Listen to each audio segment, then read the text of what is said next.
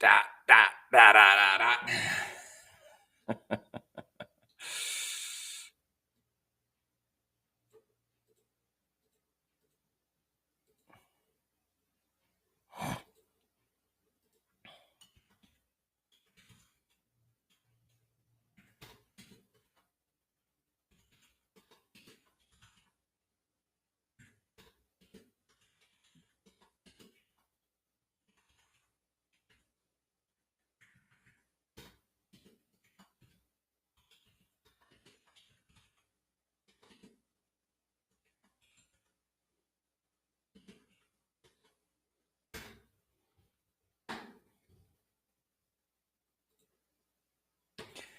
Dot, dot, dot, dot, dot, dot. Good morning, everybody. This is Grant, and it's Monday. Are you ready for today? We're going to cover goals and entropy, the number one threat to your goals, or growth and entropy, the number one threat to your goals. We're going to be covering how sunlight is now showing that it's actually eradicating COVID at rapid rates. And then we're going to show how a tourist couple ruined a piece of artwork and made it better. We're going to cover all that today in the Spark Show. But before all of that, my lovely friends, you know what we're going to do. We're going to cover Cup of Gratitude. Here we go. Please tell me in the comments what you are grateful for today. I'm grateful for so much, it's like bursting at the seams. Number one thing I'm grateful for this morning is routine. Routine, did I say routine? I meant routine. If you say it like you're in the South, it's routine. I don't know where I got routine from. Sounds like a French pastry. Routine. Oh, Marissa says, hey, handsome. Hey, babe. She's awake in the other room. She might even be using the restroom over here, getting up in bed, hanging out. She's excited. So one thing I'm grateful for is this lovely gal, Marissa, really pushed me to go to the doctor. And my jaw has been absolutely bothering me. And my first fear was I can't talk anymore. Marissa said, you would die. And so then we finally kind of called the doctor, went around and got some feedback, and it could just be TMJ. So I'm kind of working on that, and I'm feeling a little bit better this morning. The other thing I'm grateful for is routine, not routine. I went back to some of my morning routines like a mofo this morning and was just absolutely drilling it, and got a lot done. It's this time, and I've already done my workout and exercise, done my stretch routine, studied, wrote, did my Wim Hof breathing. I mean, I had my whole morning routine, and obviously I'm feeling on fire.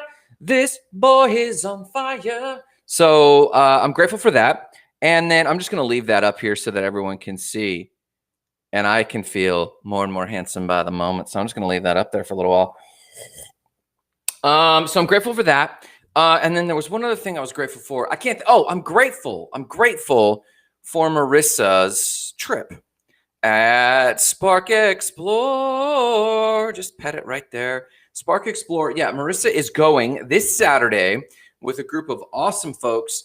The power team is going to be heading out on Friday to scout and look for what they're doing with their hike. Why am I grateful for that? Because it's challenging me on a personal level, on a professional level. Marissa excelling in her thing. The word competition means to strive together, not strive against one another.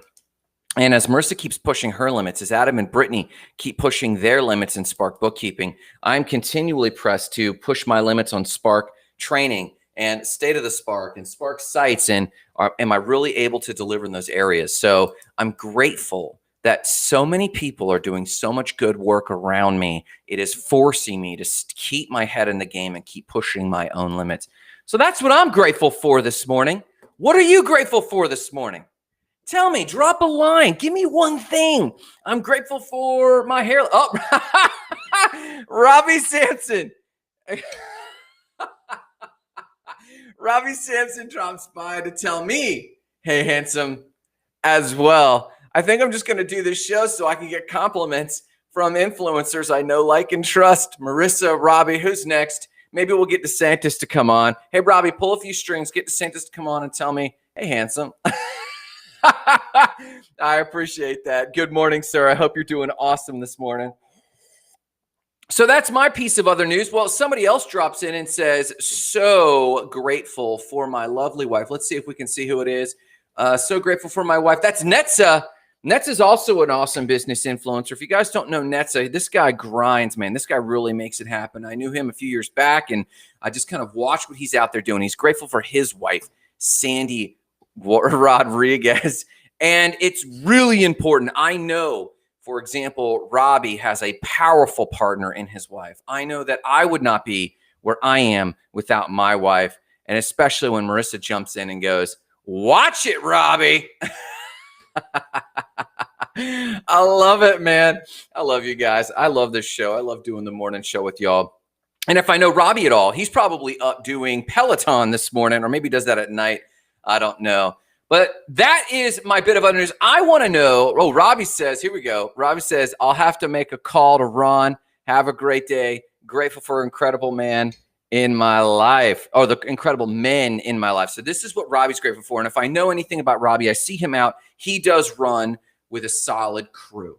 And that is a thing that I have continuously been trying to level up. How do I really have a crew of incredible men in my life? And that is like a big thought that I'm having. I wouldn't say it's a goal yet for 2021, but it should be, to have a good, solid group of incredible men. Lisa Welsh jumps in and she says, all wives rock. Yeah, I'm sure there are.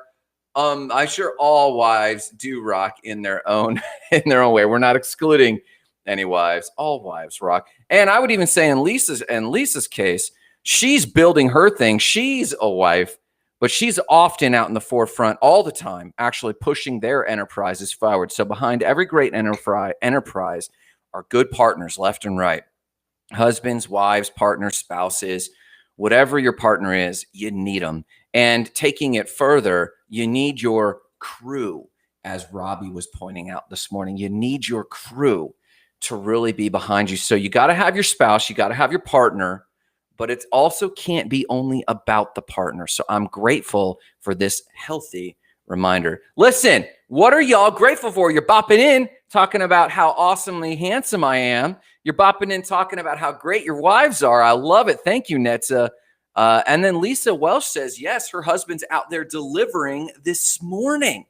So that's teamwork, man. He's delivering, and Lisa's here. I'm sure she's doing admin or some taking care of her sprouts somewhere. I'm sure she's out there doing it. They're tag teaming, dividing and conquering. So I love it. What are you grateful for? Drop it in the comments.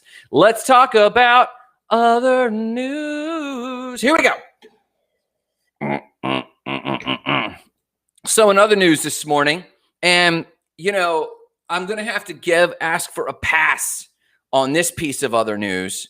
My commitment. Oh, Brittany says, hang on. What? Brittany says, grateful for Amazon and 5 a.m. grocery deliveries. I didn't know they did that, Brittany. That's insane. 5 a.m. grocery deliveries from Amazon, I assume. That's amazing. And if I know anything about Brittany and Adam right now, these guys are optimizing their lives left and right with a personal assistant, not just for work, a personal assistant in life stuff. So I'm willing to bet she's getting her groceries sent to her so they don't have to mess with that whole grocery line mess, which is another 30 minutes out of everyone's week, or an hour, depending on how big your family is. In their case, probably more. Definitely. Let's talk about other news. Sorry, I went there and I'm back. Had to shout out to Brittany. Here we go.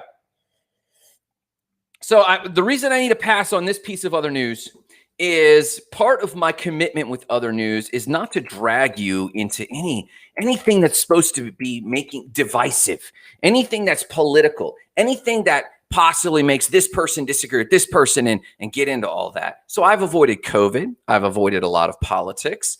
I really want it to be stimulating. I want you to be a smarter cosmopolitan citizen of the world, citizen of the universe. I want you to be elevated as a human, not based on your political position. So I've avoided a lot of conversation about COVID. So I'm going to claim that this is not COVID news. This is go outside news, right? Marissa can get behind this. This is go outside news. The University of California, Santa Barbara, Oregon State University, the University of Manchester, and a university in Zurich all have been reviewing the data, and they're calling for more experiments. It's not empirical yet, but they're finding that the research that was originally published in July 2020 was that UV light, specifically UVA light, can kill COVID 8 times faster than any other known treatment or use. UVB was a large part of the July 2020 study. They only focused on one spectrum of the UV light, and that was UVB, and they ruled it out as a valid, helpful way to take care of COVID. But they have reviewed the data, these 4 universities, and they've come together and agree that the research for some reason was shelved, that UVA absolutely eradicates COVID nearly 8 times faster than any known treatment. Now, there's a caveat. This is largely for surfaces. I got excited and then I got disappointed. They did say emphatically, this is largely for surfaces. And so there are like LED bulbs that put off UVA light that's much stronger than sunlight, and you can put that over the surfaces of your house, of your home, of your workplace, and kill a lot of COVID. But I took this to mean, hey, when and where possible, please go outside. When and where possible, please get sun. If not for COVID, then for your pasty skin. If not for COVID, then for your lack of serotonin in the brain. If nothing more than to make Marissa happy that you're going outside and experiencing nature and experiencing your planet. Do you know that there are still Amazon ruins that have yet to be discovered? Do you know that we are still discovering Atlantis? Do you know that there's so much coolness to go out there and still find? Please go outside. It's good for your brain. And now we know in some ways it's 8 times better than any other COVID treatment. If you don't believe me, there's the link. I'm not making it up. I even clicked their references and their links. So yes, it goes to an actual paper. So check that out. And we're going to leave that behind us because, again, I don't like talking about too much COVID stuff ever. So let's talk about how a tourist couple in Seoul, Korea, accidentally vandalized a $500,000 piece of graffiti art and made it better.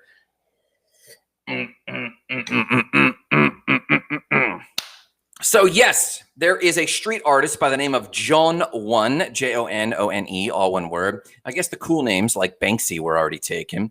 But John One is actually an American street artist, a graffiti artist. And he is his identity is not, or his or her identity is not anonymous. I'm not really sure who they are, but they do public art now and again. And they're in New York City, but roughly in 2016, they were invited to Seoul, Korea to do a piece of street art. And the street art was, when it was all said and done, was estimated to be about $500,000. And so they removed the art and they make it so that it's a mobile piece of art that moves around Seoul, Korea. Well, the artwork was so revered at the time that they decided to keep all the brushes and all the paint cans and move it with the art so that wherever they install the art, they also install a small, tiny perimeter, but they also install the paint cans and the canvas and everything so that it looks like it's a live piece of art. This art is so heady that they wanted it to stimulate people in the different neighborhoods of Seoul, Korea. So it was just now placed in the shopping complex, and I'm going to say it wrong, Songpa district of Seoul. And the paint cans and the paint were out. And of course, a tourist couple walking by saw the art and thought, oh, this neighborhood does art together. They've even left these paint cans out here for us. So they simply picked up the art, splattered paint on the $500,000 piece of artwork, and were quickly arrested. Now, why do I say they made it better? I put in air quotes, they ruined this piece of art. This is not what I would call necessarily a Jackson Pollock It's not what I would call a Banksy, where it was thought through and the idea behind the piece was philosophical in any way. It's literally a piece of street art, and it looks great. But could anyone ever tell if someone else splattered their own paint on it? I just put the link down there. You be the judge. You can even see in the thumbnail down there. Who could tell? Who could tell if a couple walked by and spray painted art or splattered paint on it? No one could tell. But in honor of art that is so heady and so high-minded that no one can tell if it's art or a tourist place just to splatter for themselves a paint-along studio, in honor of that, here's to other news. Here we go. So this morning I want to talk about growth. We've been talking a little bit about the Spark values, and Spark growth value, to be honest and direct, has not been completely written. I've been pondering it for some time, and I do have an outline for it, but one thing struck me that I wanted to share with you that I think is an all too important principle that will end up in the Spark citizen value of growth. We touched on the Spark citizen values of team. We talked about the Spark citizen core value of freedom. We talked about several things going on as it pertains to what Spark citizens value, including even how our freedom frameworks begin to build on one another. We touched on the freedom framework of TEM, time, energy, and money, and how everything has time, energy, and money. And I've been thinking about growth, because growth is integral to the Spark citizens' core ideology. And how we apply this in our business, how we apply this in our personal life is critical. It's part of the reason why I could not allow myself to go another day without doing my full morning routine. I could feel things slipping and falling apart in my head and in my thinking. I could see things slipping through the cracks. I'm pointing at my desk schedule. It's my desk calendar. I was looking and reflecting on my desk calendar from last month and realized, man, some things got by me. Some things got by me. And this got me thinking about growth. So we're going to talk this morning very briefly. I'm not going to drag it out this morning. I want to make sure, because I want to make sure this one concept lands with you. No, I don't have a framework today. No, I don't have keys. I have a concept that I need to relay to you. And I think you'll hear me as I create or as I relay this. Number one, I'm just going to say it to you. I believe we humans, but also anyone living for a cause or anyone trying to make an impact, we are at war with entropy. Hear me out on this. Entropy in the law of thermodynamics basically says, second law of thermodynamics, and it basically says anything that has a heat system will lose heat. It's just a fact. Your body is a warm heat system. This is what the Matrix meant by you are a battery. Nearly anything that's alive is a heat system, as well as many things that aren't alive. And it's very obvious that when a volcano goes, the lava that comes out is hot, and then it cools as it rolls down the hill into the ocean or wherever it's going. We know that. We know that a pile of compost starts to heat up, but as everything starts to disintegrate and it releases its heat, if you don't keep it up, it'll eventually cool. And you know your compost is no longer really that good once it's cooled. In the universe, we call this heat death.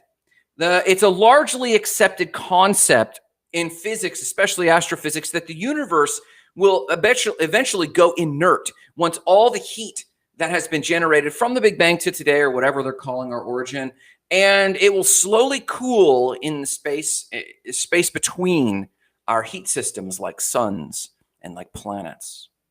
But this is happening in you, and this is happening in me, and this is happening in our goals.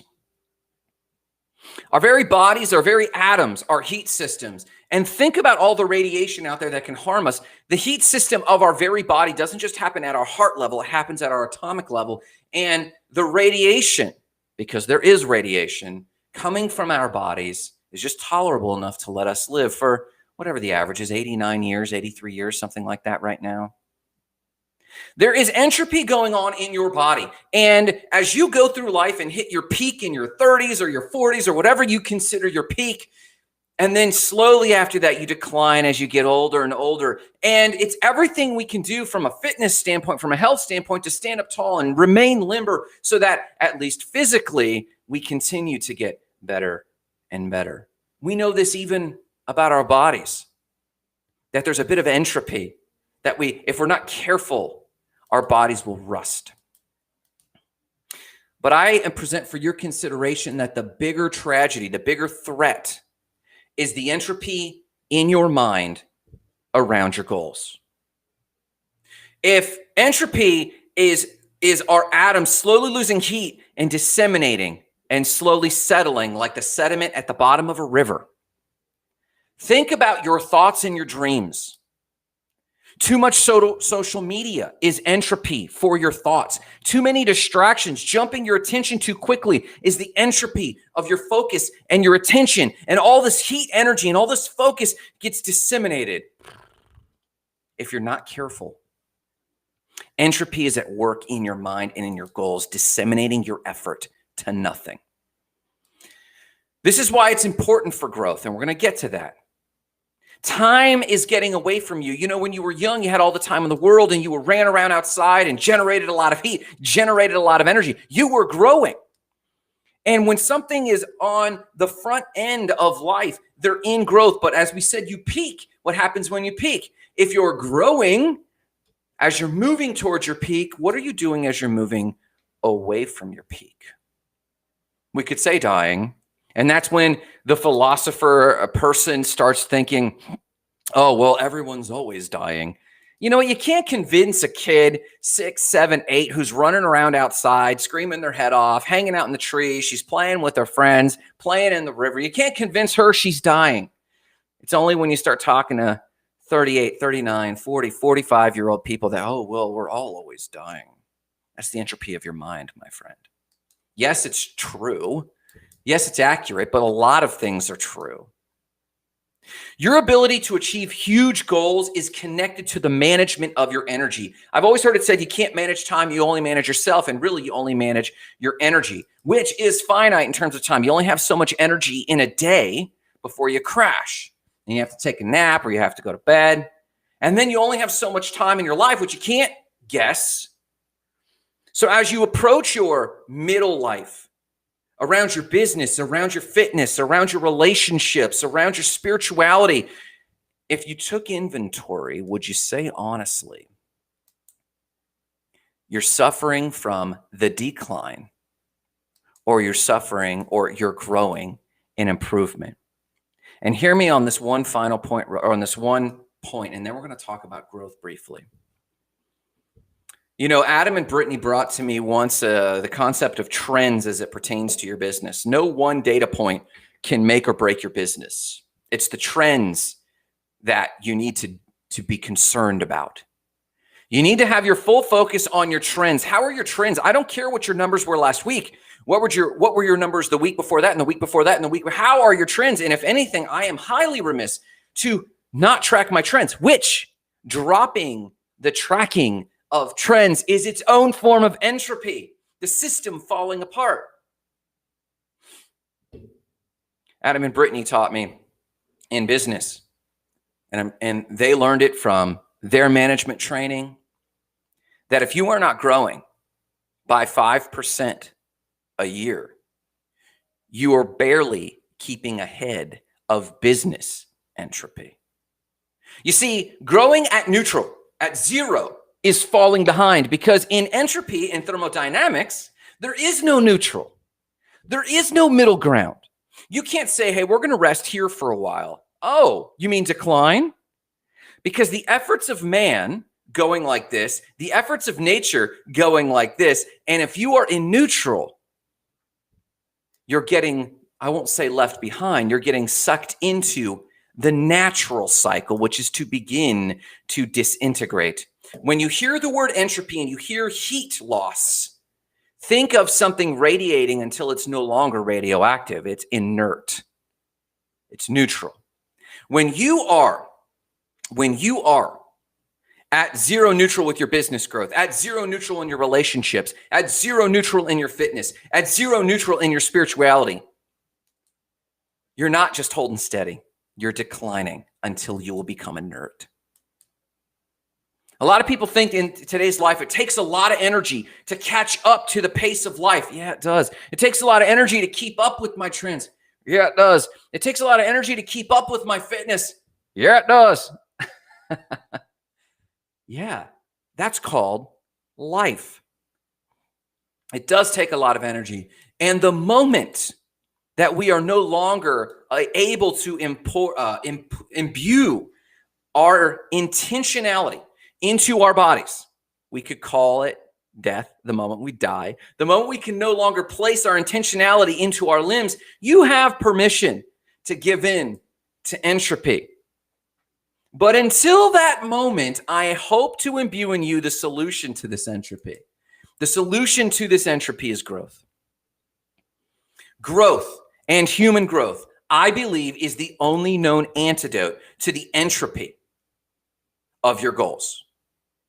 Human growth, greater than 5%, we'll say, just as a metaphor or a reference point, greater than 5% growth is the only known antidote to the natural entropy that starts in your body and goes to your brain. And eventually your goals, eventually you don't know your trends, eventually you don't even know your numbers. What did I sell last week? I don't even know that. Well, let alone my trend. These concepts compound, and if you let them go too long, people say you might find your bliss. Maybe, until life asks something of you, which it will. Life will ask you to handle your health. Life will ask you to handle something, to face something. And if you let entropy go too long, if you do not grow, you won't be ready. Now, there's lots of ways to do it. You don't have to track your trends in business. You could, like Marissa, track your trends outside. There's lots of things you could be doing. It doesn't have to be business. But I present for your consideration this one thought. Growth is the only known antidote to entropy, and entropy is insidious. It doesn't make a lot of noise, not often. You might see dynamite explode. That's a form of entropy when dynamite explodes. It's a rapid, quick form of entropy. But most entropy is slow and insidious. It creeps in the form of, I'll just binge another show. It creeps in and I'll just start my diet tomorrow. It creeps in of, I'll tell my wife I love her later. I love you, Marissa. It creeps in when you start ignoring your intuition. It creeps in when you start saying, I shouldn't try for big things. It creeps in when you say, oh, I'm not going to sow that vision. They're going to reject me. It creeps in when you think, oh, I should post that video and I'm not going to post it. Mankind is amazing for a lot of things. It's negative. Mankind is negative for a lot of things. But the one thing I observe with awe and curiosity is mankind's ability to force back entropy. We build dams in New Orleans to prevent the tides from rising. It still has its way, but we come back and rebuild. Anything we build, the wood that it took to make this hexagonal bookshelf would have rotted in the forest, but we've assembled it and we have resisted entropy. Mankind is a magical creature able to resist entropy at every turn. If the end result of entropy is something that disintegrates, then the end result of growth is integrity. The only way for you to have integrity as a person, integrity of the system, I don't just mean a moral integrity, though I do mean moral integrity, the integrity of your system, so that it can handle what goes on in life. The market correction that is inevitably coming once the mortgage bailouts stop. The next stock market correction, the next real estate correction, the next loss of job. Any one of these things, the integrity, the strength and sturdiness of your system are dependent on growth. Adam and Brittany are in a huge moment of growth, and they have been now for like the last 6 months. And if you watch them, you feel like they're being a success. If you watch from the outside, you might know them. They have their ups and downs. But if you look at them and you survey their life over the last 6 months or so, And right now, you see a huge amount of growth. If you observe Marissa right now, she's in a huge amount of growth.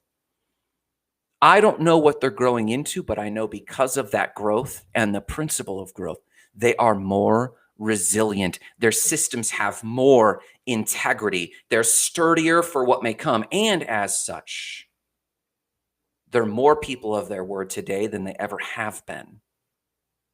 Marissa is more a person of her word than she ever has been because she's growing, and the end result of growth is integrity. Growth in your fitness means integrity in your fitness. If you say, I'm trying to weigh 178 pounds, I don't weigh that today, but if I don't go out and work out, I lack integrity. If I do go and work out, I have integrity. My system is tighter. No, I'm not weighing 178 yet, but I'm getting there. If I'm saying that I want this particular business to make $15,000 a month, or that particular real estate investment to make $500 a month, and I don't go close those deals, and I don't go shore up my systems, I lack integrity. If I have an affirmation in the morning that goes, my wife and I are lifelong lovers, we enjoy doing things together and spending time together. If I say that, but all we do is sit on the couch, I lack integrity. So therefore, I must grow. I must turn into something new. And as soon as I get up and take the first action, I don't have to conquer that thing. I don't have to take Marissa to Peru necessarily, from the couch to Peru. I just need to get up and do something. And now I'm growing, which means now I've regained my integrity. My system is sturdier, maybe not perfect. I might not be able to handle everything. My system is stabler. Yeah, we could rely on it a bit more. You earn back trust. You earn back integrity so long as you're growing. Growth is the only known antidote against death, heat death, entropy. The only way your legacy will live on beyond the moment you die is how much integrity your system has. And hopefully by then your system lives outside of you, your financial systems, how money is being bequeathed to your children and their children. Those systems, everything you have built is the accumulation of your energy from growing and building a system of more and more integrity. Otherwise, if the moment you die, I think we hear this Macklemore song play many days in the office as we just have Macklemore radio playing. And he said, I heard it said you die twice. One time when they put you in the grave, and the next time, the last time they say your name.